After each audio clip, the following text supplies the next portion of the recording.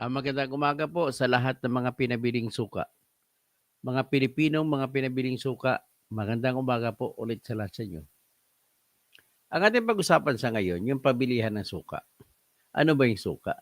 Bakit laging bukang bibig ito ng mga tao na nagmamaliit sa isang tao?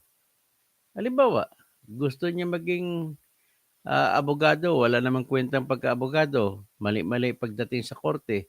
Ano ba itong abogadong ito? Pinabili lang ng suka. Parang ganon po yung ah, ating kasabihan para sa mga yung papasok sa isang bagay na baguhan at walang kaalam-alam. Oy, Neng, good morning.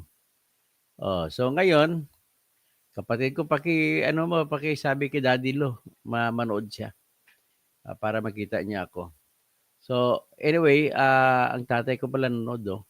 Anyway, sa ating pag-usapan sa ngayon, bago ko itutuloy ang aking topic, nais ko muna babanggitin sa lahat na umaasa sa expose ko doon sa tungkol sa ghost students ng ALS, Alternative Learning System, ghost students.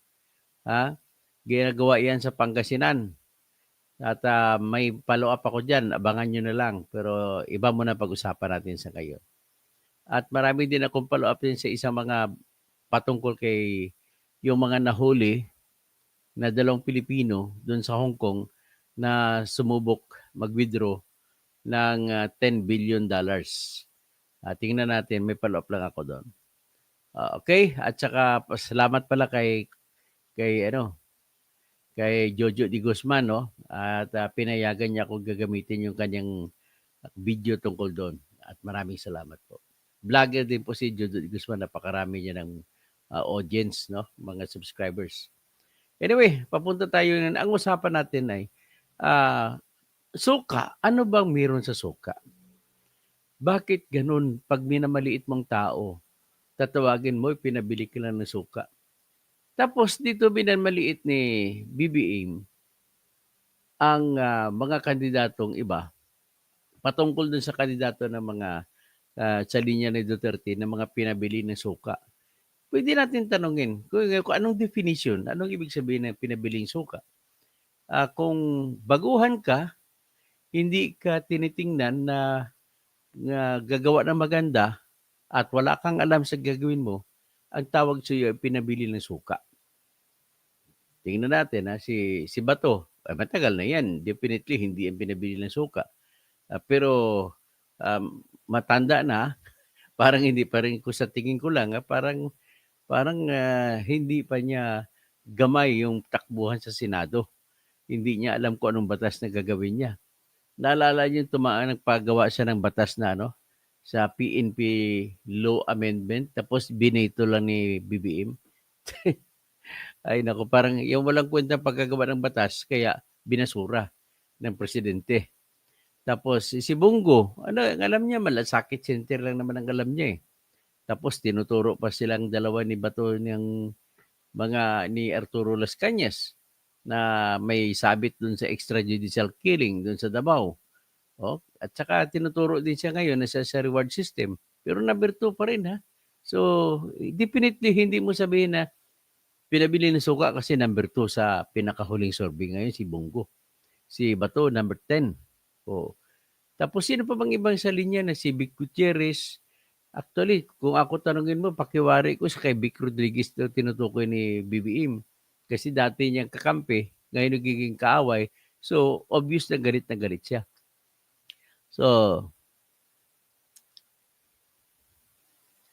oo, sabi ni Silent Scream, sabihin, Diyos ko Lord. Ang galing naman ng spelling mo ng Diyos ko Lord. Huwag kayo bumuto ng mga walang alam gumawa ng batas. Yun ang napapala natin. Tapos may papasok pa si Erwin Tulfo. Hindi man lang alam kung anong gagawin batas, si Ben Tulfo. Alam mo, paano gagawa ng batas yan si Ben Tulfo? May tinutulungan siyang mga 200 daw na mga basurero na sinisilduhan lang 135 pesos sa 6 na oras sa trabaho. Bakit mo dalhin kay Jingo yan? Wala ka palang alam sa batas. Dapat dinala mo yan, tinulungan mo, diyang sampa ng reklamo doon sa labor arbiter doon sa National Labor Relations Commission, doon sa Banawi Street, Quezon City. Ano ka klase? Hindi mo ba tinanong sa pinaka-top lawyer mo dyan na si Attorney Batas Mauricio? Ang galing-galing ng abogado mo, hindi mo tinanong dyan? Nako naman to si Teresita sa Palaran. Good morning, engineer. Sabi niya.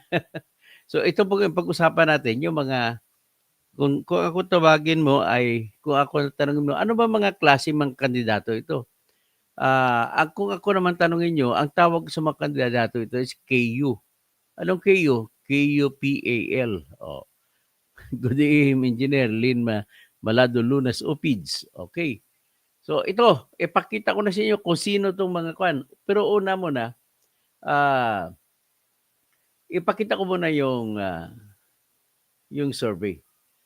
Kung pagtingnan mo survey, nangunguna yung mga, kung ako tanongin mo, yung mga pinabili ng suka eh. O, tingnan mo survey. O, sino bang nangunguna dyan? O, di ba, number 1, si Erwin Tulpo. Erwin Suka Tulpo. Ano mga nangyari na? Sabi si Bongo. Tapos Tito Soto, ito matanda na ito si Tito Soto, parang hindi natututo eh.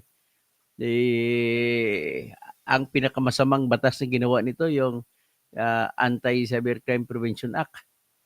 Tapos, kaya tuloy, dahil sa cyber libel, wala na, takot na mga tao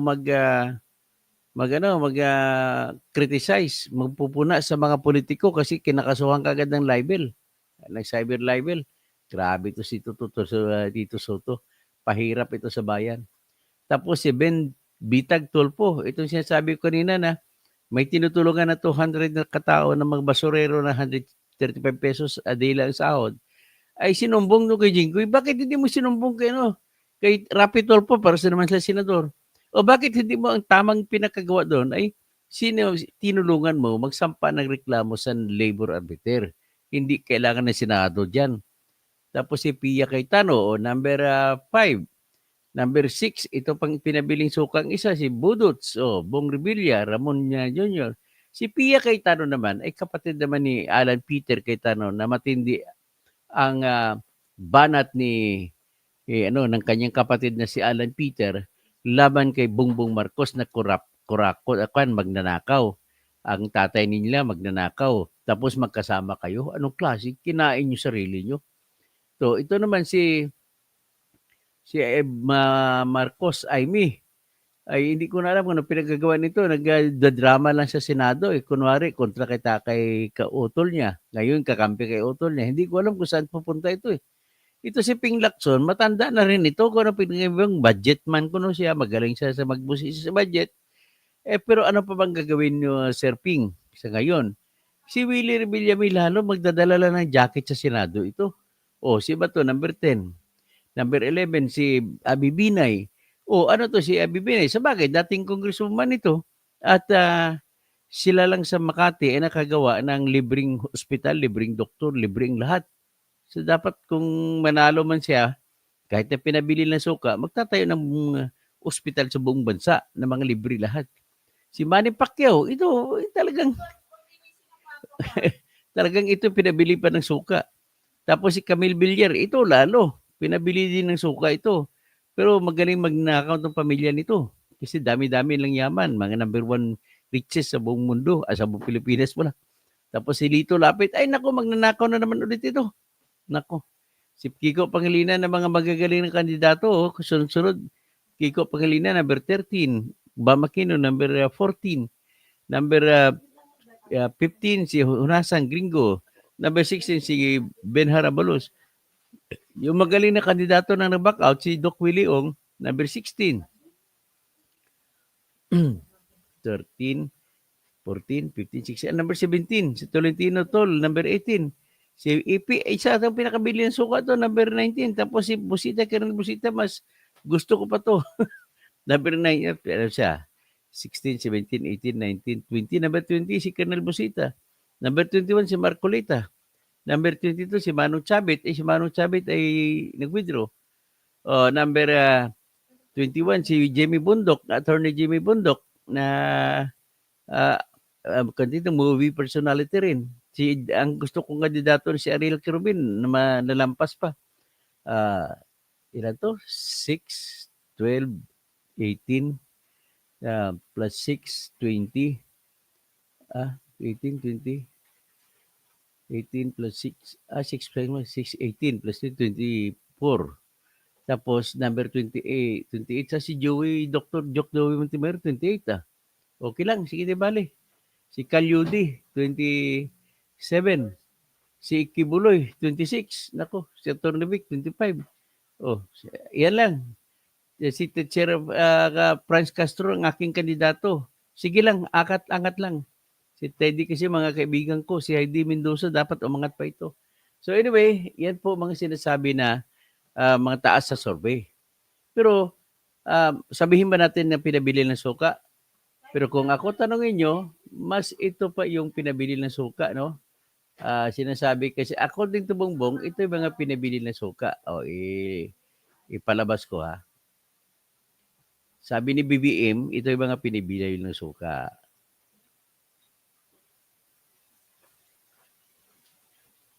Hay. Ito yung pinabili ng suka, mga kandidato daw, mga team, mga China. Unfair naman ito mga tagging, hindi naman mga China. Mga China siguro hindi hindi gusto gawin ng Pilipinas na probinsya ng China. That is an overstatement. So, anyway, ito mga pinabili ng suka daw. Tapos, pero may ibibigay ko sa inyo yung totoong pinabili ng suka ang una. Ito yon.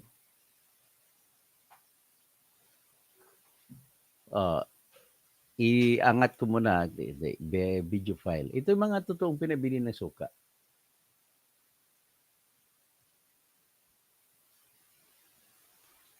Yan, dali lang ha.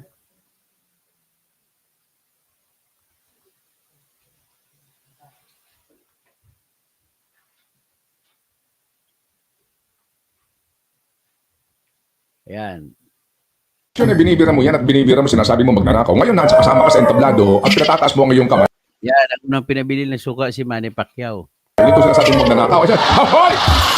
Ang mga Marcos, billion, trillion ang korupsyon.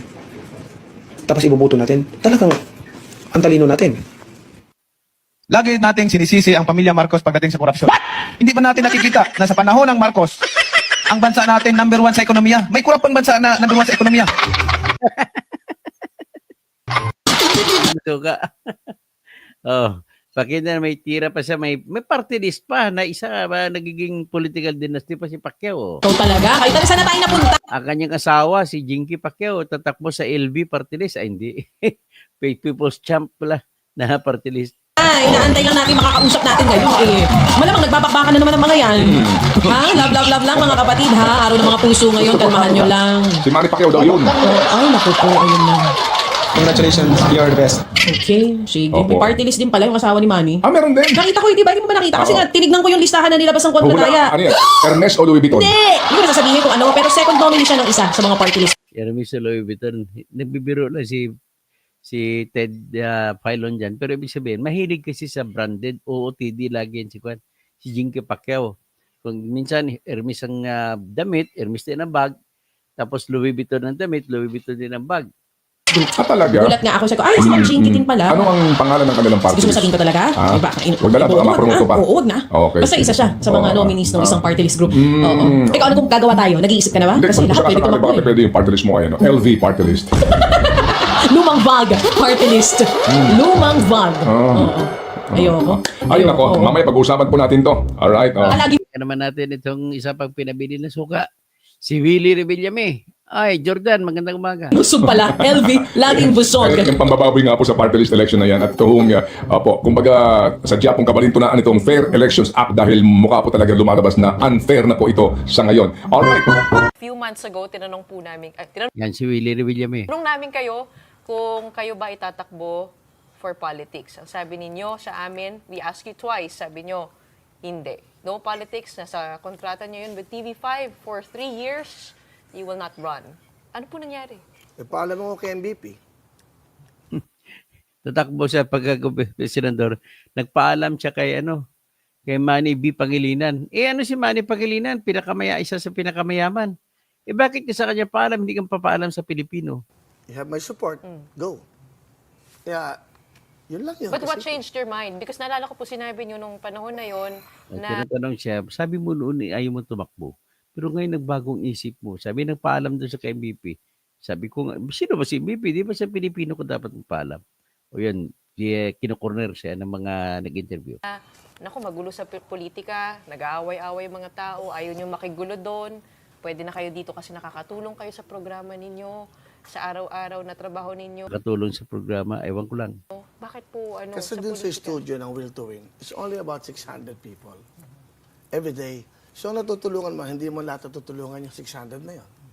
So, yung budget mo sa tulong, limited.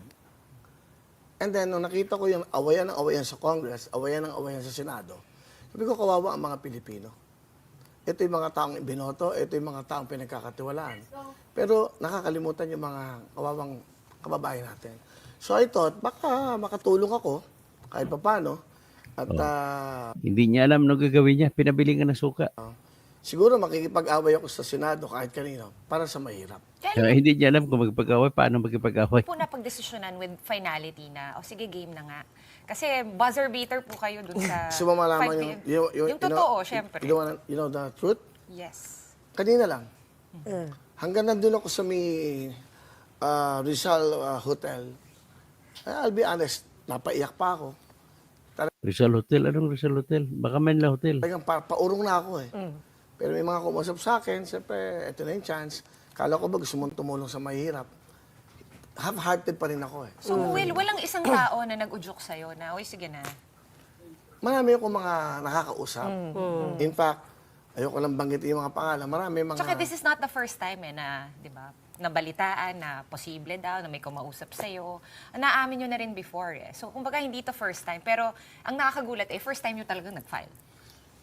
Yeah, kasi ito siguro yung time para mag-file. Kasi nga, nalulungkot nga ako pag napapanood namin yung nag-aaway. Kasi during the campaign, ang babait nila.